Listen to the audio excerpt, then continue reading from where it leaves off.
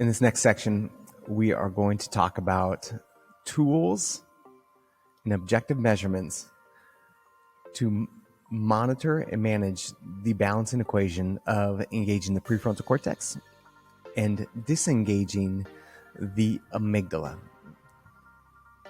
So then the question is, okay, if we understand there's this imbalance that occurs between the amygdala and then the prefrontal cortex, we understand that balance is crucial in maintaining good health and the ability to convert stress into strength, to let go of anxiety, anxiousness, and then turn that into action, to convert pain back into usable power. And we've already discussed that we need more advanced technology to measure neurological patterns within the brain, because MRI is a good tool for showing neuroanatomy death, right?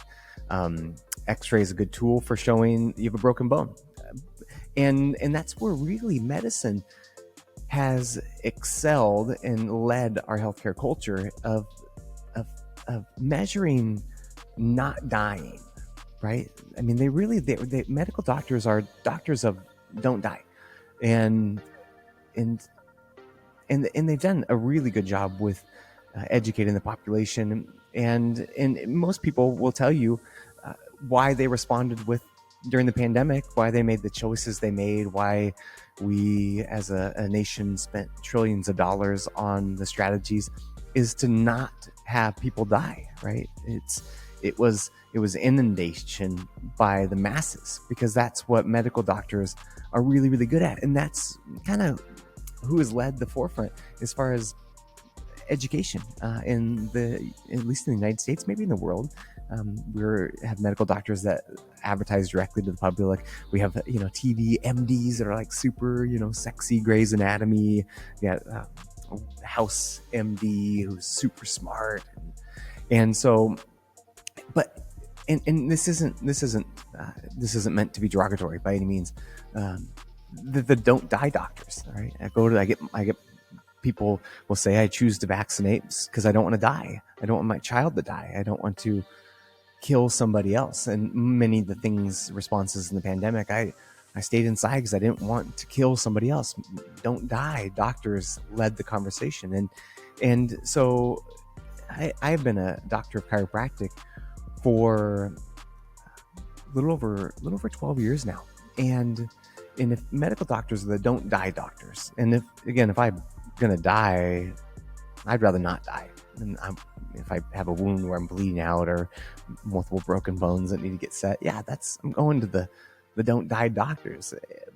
And the doctor of chiropractic is the doctor of life, I would say, the expression of this perfectly designed supercomputer that is our brain, and that brain's ability to then communicate with our body. It's that simple. Our brain controls everything. And then we've dived into great detail how important it is to engage the different parts of neuroanatomy. And so most people can empathize with the statement that I'm about to say, that after 3 years of not dying, not dying's not enough. And Jesus said, I came to the world not to condemn the world, but you can have life and have it abundantly. And so when we talk about doctors of chiropractic, the better term is they're doctors of connection. They're doctors of connecting the brain to the body. And so this brain to body communication is an electrical process. So think of the amygdala, and the stress response is requiring a lot of electrical activity. That's why it becomes so fatiguing oftentimes. We have a lot of stress, just exhausting. And so think of another similar electrical system that most people understand is a circuit breaker. We have the plugs that are perfectly designed. God developed this perfectly, and electrical engineers perfectly design buildings, and so those plugs are meant to have two plugs plugged into them. But what happens if you plug 15 things in? What happens to that plug-in? The plug-in gets overworked, it gets blown, and that circuit breaker then no longer works how it's supposed to. It's disconnected. And why does it do that? It's because it's a survival mechanism for the building, right? If you plugged 50 things into a circuit breaker or a plug-in, and then you ran them, and that was creating too much of a draw, then that electrical wire will get so hot that it could possibly burn down the building. And so our neurospinal system acts the same way. It acts like a circuit breaker system. And oftentimes that's the explanation where people have an injury and the injury should have healed, but it just doesn't. And oftentimes it's because there's a disconnection between the brain to the body because of that blown circuit breaker complex. And in doctors of chiropractic, we just refer to them as subluxations and disconnections, misalignments. Lux is light, energy, electrical signals is transmitted through our nervous system, to our body in order to coordinate and control every process and perceive every process.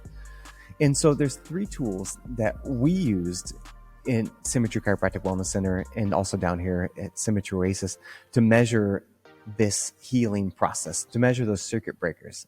And these tools can actually, they can be directly measurable of the spinal misalignment. They can also be a direct measurement of the stress patterns within your body. So thermography, that measures heat difference on either side of the spine. It's a measurement of inflammation.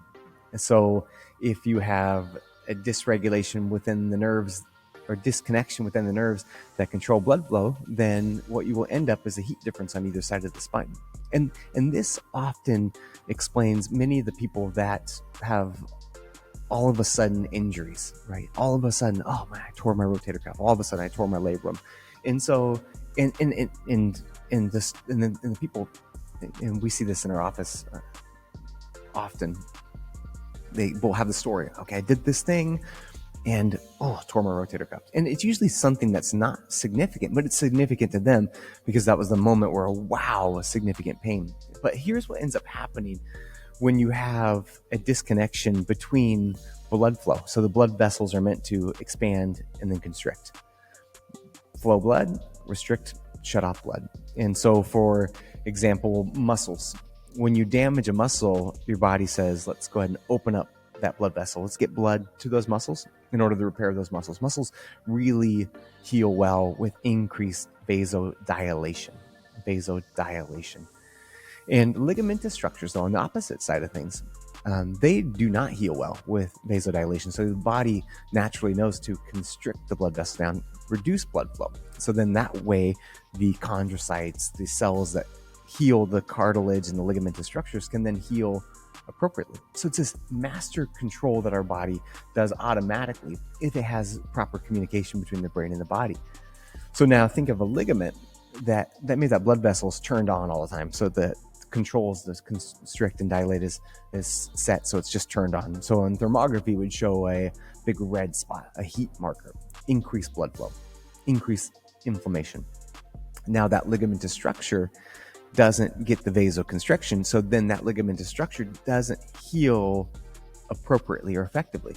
So instead of being replaced by cartilage and then ligaments getting tougher, stronger, what happens is that ligament is then replaced by sclerotic tissue or scar tissue. And you can see this on your skin too. You have a big wound that doesn't heal well, you end up with scar tissue. And that scar tissue isn't quite as strong. And now imagine that process goes on for years. And you can see how that ligamentous structure will gradually be replaced as it's damaged with weaker connective tissue. And then one event, one thing, all of a sudden tears that ligamentous structure. And the same thing can happen with muscles. If the muscle has an inadequate amount of blood supply, then the muscle will become hypoxic, and it will also replace itself with scar tissue and sclerotic tissue. And so thermography gives us an ability to measure blood flow and also lymphatic drainage. And then the next tool is surface electromyography. And have you ever heard someone say, or have you said yourself, I hold my stress in my shoulders? That statement is what surface electromyography measures. And so to go into, without too much detail, go into the function of muscle contraction. So a muscle is either fully contracted or fully relaxed. There is something called actin-myosin head that is controlled and turned on and turned off by something called adenosine triphosphate. Energy. It's bare bones energy. So it takes energy to contract a muscle, and it takes energy to relax a muscle. So contract, relax, both require energy. So for example, when a person dies, if you ever heard of the phrase rigor mortis, basically when a person dies, their entire body becomes stiff. It starts with the face, and it freezes in whatever position that person is in. And then it moves down to the upper extremities, the hands, and then the arms, and then it finally ends with the legs. It becomes rigid, rigor mortis, rigid after death. So rigor mortis is a prime example of a disconnection of energy source from the brain to the body. Because once the brain is dead, then your body is no longer producing adenosine triphosphate or energy or electrical signals from the brain to the body, and the entire body stiffens. So in essence, those stress patterns that are locked into our body are areas of disconnection where the body isn't able to adequately control the relaxation of that part of the muscle or the body.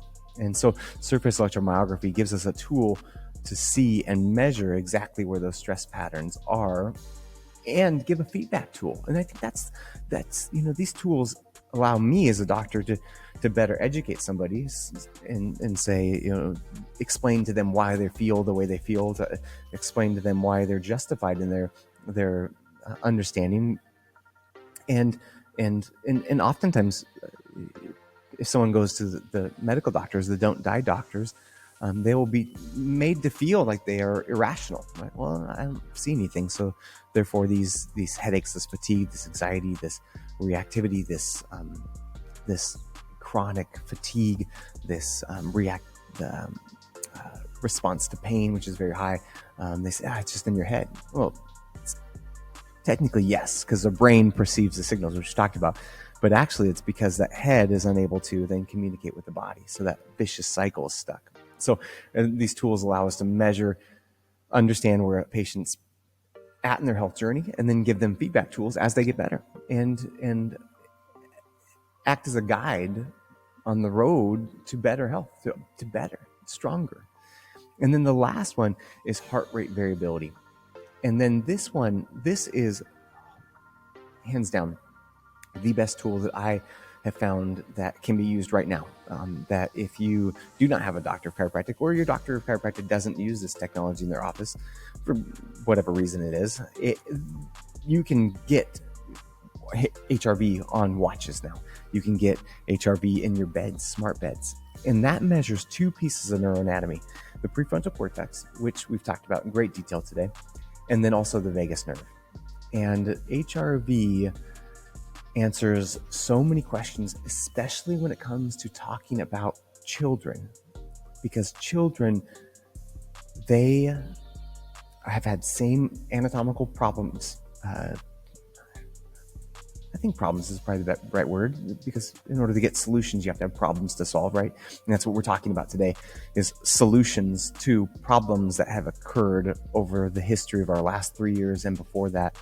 So children, and this is our office, we specialize in pediatric care, that come in with behavior issues, ADHD, and even autism spectrum. We've had kids that have come in and they are reactive, violent, unable to be in classrooms.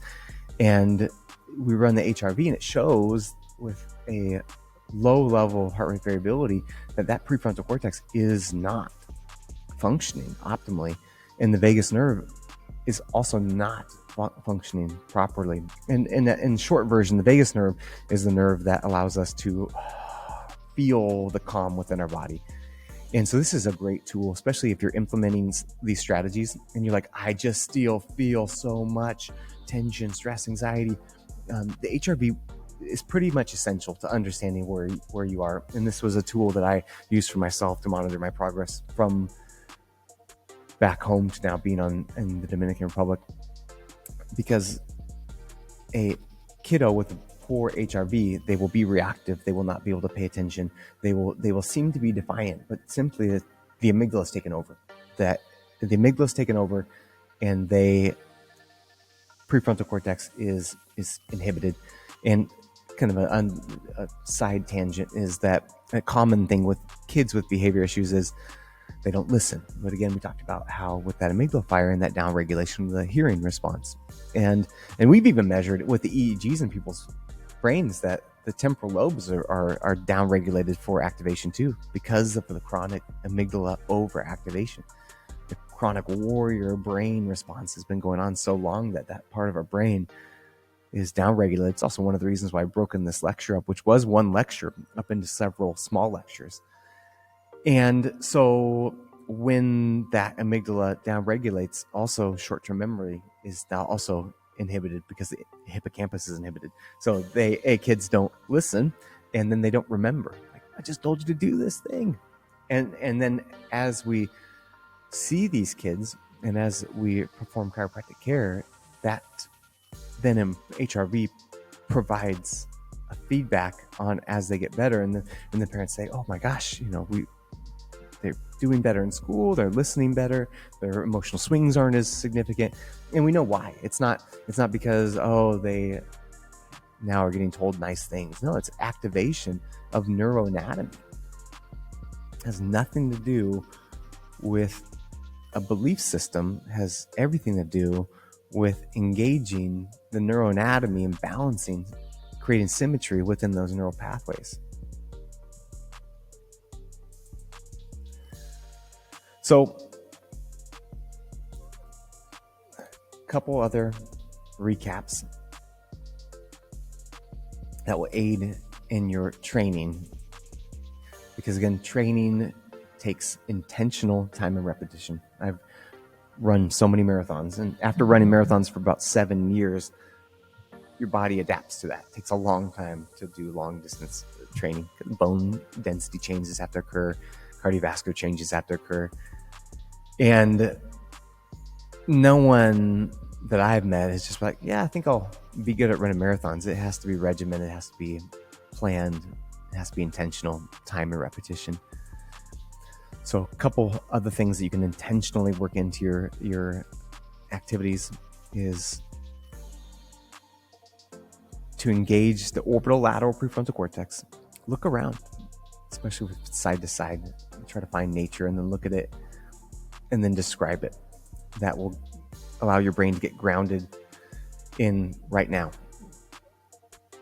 Another this is just a neuro hack, is to get bitter. And so when we talk about getting bitter, I'm not talking about feeling resentful. That's the amygdala, right? I'm talking about activating the bitter receptors within your taste buds. So here on the property, we have so many different fruit trees, and one of them is what's called agrio naranja, sour orange. And we eat these every day, and they are a bitter orange. So this is a neuro hack that it goes back to primitive reflexes within our body. So when a baby is born, their software, their hardware, their brain is actively now programming. And so how do babies learn? What do they do with everything you hand them? Put it in their mouth, right? Their main input to the brain is their taste buds. And so in nature, things that are bitter are on the ground. That would be bacteria, plants that could be poisonous. And so therefore, when babies are actively experiencing the world and putting things in the mouth, the bitter receptors are very, very sensitive. And so when a baby puts something bitter in their mouth, it's a very extreme response. And oftentimes parents will say, well, my kid just doesn't like this kind of food, right? Yes, they're right. And the reason why they don't like the food is because they have an overactivated bitter receptor. And so what happens with that bitter receptor is immediately, as soon as that kid touches that bitter, sour thing to their tongue, immediately the body begins to secrete hydrochloric acid. And in the stomach, it starts the process of digestion. And then also immediately initiates a immunological response. So white blood cells increase the secretion of saliva in order to then have a systemic response in case it was bacteria, and then also to then kill it in the stomach if it was something bad. So hydrochloric acid, burn that sucker off. That's our first immune response that we start to develop as babies. And so this, and then as we develop more complex immune systems, that beta receptor can kind of downregulate, but it's still there. In fact, that's one of the reasons why a lot of the early medicines were in whiskey. And now science kind of helps us understand that a lot of the things that early medical doctors were doing weren't the thing that they were doing. It was the portal of entry, right? So the whiskey had more of a health benefit by activating this beta response than the actual drugs. And this is also one of the reasons why traditionally there has been a cocktail hour, because what multiple studies have now demonstrated is by consuming something bitter 20 to 30 minutes before a meal, you'll actually eat, and I hate to misquote it, but it's something to the degree of like 25 to 35% less calories, because now you've engaged in activated digestion, which means your stomach's already starting. And typically what us Americans do is we gorge ourselves until we stretch our stomachs, and then that stretch receptor says, oh gosh, I'm full. Oh, I ate way too much. But when you can engage the chemical process of digestion, then the chemical process of being full or having enough calories will tell the brain early, like, okay, you're full now. So get bitter before meals. And is that a cocktail? And did I just subtly say that maybe introducing toxins in your life is good for you? No, toxins are bad for you, and we're all about balancing the equation, right? Not condoning, not condemning, but also speaking with reality. Like, we're not going to be all purist monks. So it's figuring out again what tools you can use in your own life in order to then get the benefit of balancing out that nervous system. And the other thing historically that's been used for bitters is salads were typically had before the main dish. And traditionally, salads are bitters. That's why the sour, kales and arugulas are actually better for us, because it activates that bitter response, turning on that immune response and down regulating that amygdala. So get outside. Just get outside. This is one I don't have to dive into too much, but just being in nature and looking around and observing nature stimulates the prefrontal cortex, down-regulating the amygdala response, converting stress into strength, angst, anxiety into action, and then taking pain and converting it back into usable power.